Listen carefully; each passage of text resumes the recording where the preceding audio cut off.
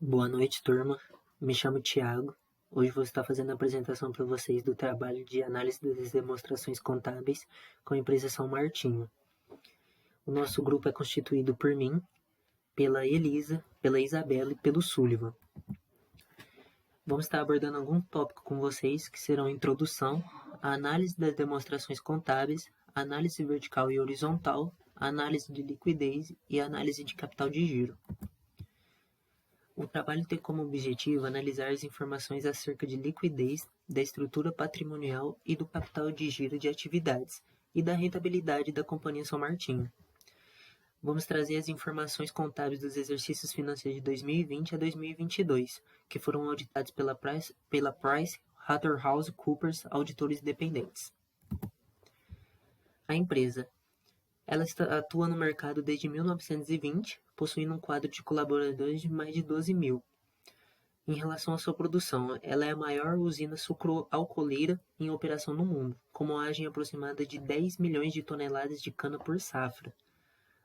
A sua localidade ela contém 4 usinas, sendo 3 no estado de São Paulo e uma no estado de Goiás, além de uma unidade de produção de ácido ribonucleico, a ONTEC. Em relação ao seu segmento, o Brasil é o maior produtor mundial do complexo sucroalcooleiro nos segmentos de cana-de-açúcar, açúcar e álcool.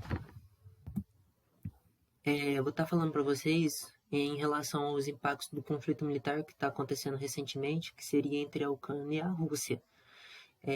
Além das consequências sociais e econômicas que vem causando, a maior consequência para o setor sucroenergético é o fornecimento dos insumos para a produção, já que cerca de 30% dos fertilizantes importados pelo Brasil vêm da Rússia e da Bielorrússia, que sofreram fortes sanções econômicas. Em relação ao crescimento da produção, os consultores estimam que a destinação de cana-de-açúcar para a produção de biocombustíveis aumentará, ou seja, a mistura de álcool deve ser de 55% e a de açúcar de 45%. Com essas previsões, a produção de açúcar deve chegar de 34,2 milhões de toneladas e a de etanol a 25,8 bilhões de litros na safra do período 2022 a 2023. Em relação às novas tendências, em suma, pode-se afirmar que no passado recente observamos a recuperação da rentabilidade no setor sucroenergético e a adaptação às novas tendências ambientais e produtivas. Assim, pode-se esperar que nos próximos anos uma indústria mais forte e mais duradoura, cujas atividades se expandirão e aprenderão com o passado. A análise vertical e horizontal são formas de entender a dinâmica das operações de um negócio. Podemos ver aqui que na análise vertical, ela visa descobrir qual o percentual que cada setor da empresa corresponde nos seus resultados. Já a análise horizontal, ela foca a evolução dos resultados da companhia ao longo do tempo. Fazendo as análises verticais e horizontais, notamos que nas contas de ativo do balanço patrimonial, especificamente em estoques, né, como demonstra o balanço, foi possível notar um aumento na representatividade no ano de 2022 de 1,4% e a oscilação de 108,8%, comparado ao primeiro ano. Na conta de caixa e equivalentes de caixa, tivemos uma baixa oscilação de 188,4% quando comparado aos últimos 2 anos, diferente do ativo realizável a longo prazo. Esse que teve uma oscilação no ano de 2022, representando um aumento de 99,10%. Já para as contas de passivo, especificamente na conta de fornecedores, podemos ver que nela traz uma oscilação de 237,8% do total do passivo no último ano, que recai de maneira positiva visto o período anterior, diferente dos empréstimos e financiamentos, que tem a representatividade baixa no ano de 2022 comparado aos demais anos anteriores. Na DRE, já podemos notar de cara que no resultado bruto, a representatividade de 42,3% do total do ano de 2022 e uma oscilação de 105,7%, podendo ser identificados de forma positiva. Em contrapartida, em custos, bens e serviços vendidos, essa representatividade ela diminui comparado aos últimos anos, chegando a 57,7%. Do último exercício, mas na parte de oscilação, o destaque maior é para a conta de resultado de equivalência patrimonial, que teve aí 253,1% de aumento, bem como o imposto de renda e contribuição social sobre o lucro diferido, que segue na mesma linha, trazendo aí uma oscilação de 381% em relação ao último ano. Com esse tipo de análise, ela traz a segurança maior que a empresa necessita, né, que os gestores necessitam para tomadas de decisões, facilitando aí saber como seu departamento tem contribuído para o desenvolvimento geral da empresa. Olá, meu nome é Isabela e eu vou falar um pouco sobre a análise de liquidez da empresa São Martinho. A liquidez ela representa a situação financeira da empresa, comparando os recursos disponíveis e aptos a fazer frente aos compromissos financeiros assumidos pela companhia. No caso, seria o ativo frente ao passivo, certo? Nessa tabela aqui, podemos verificar, né, como são feitos os cálculos e também quais são os índices de liquidez, que são a liquidez imediata, seca, corrente e geral. Nesse gráfico, podemos visualizar melhor, né, os índices de liquidez, como o índice de liquidez geral, ele vem aumentando conforme os longos dos períodos, né, de 2020 para 2022.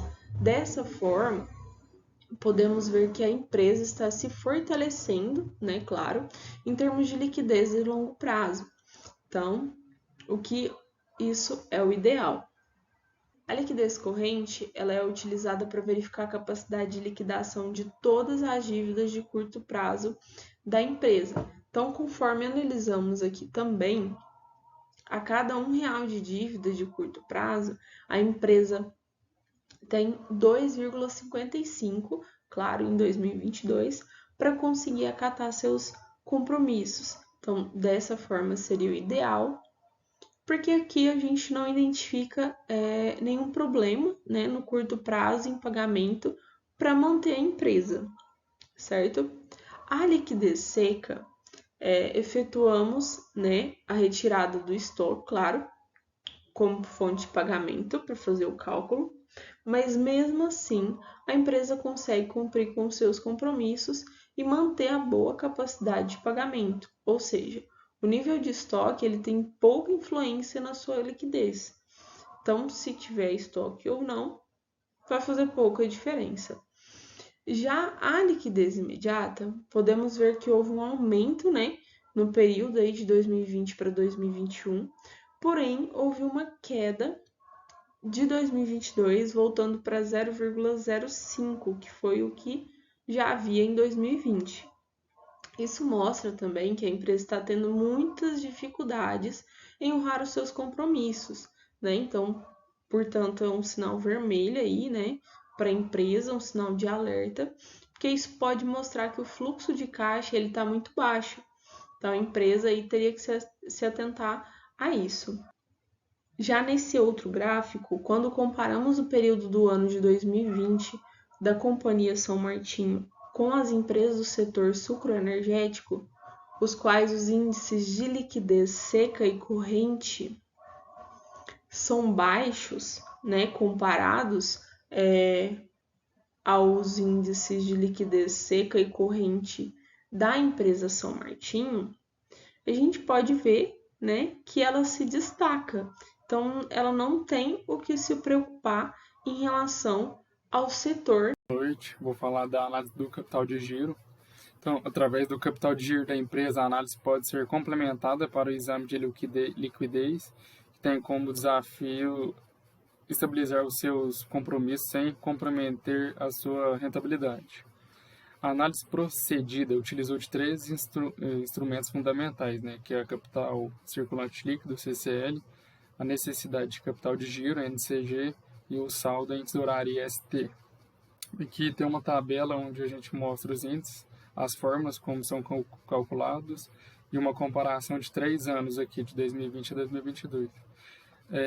No CCL, Se a gente observar aqui, em 2021 teve uma queda comparada a 2020, mas em 2022 compensou, né? Tipo, foi o dobro, maior que o dobro, que o ativo circulante foi maior do que o passivo circulante. Já em NCG, a gente observa um crescimento ano após ano, né? Então, nesse caso aqui, não vai precisar de financiamento, né? Fonte de financiamento.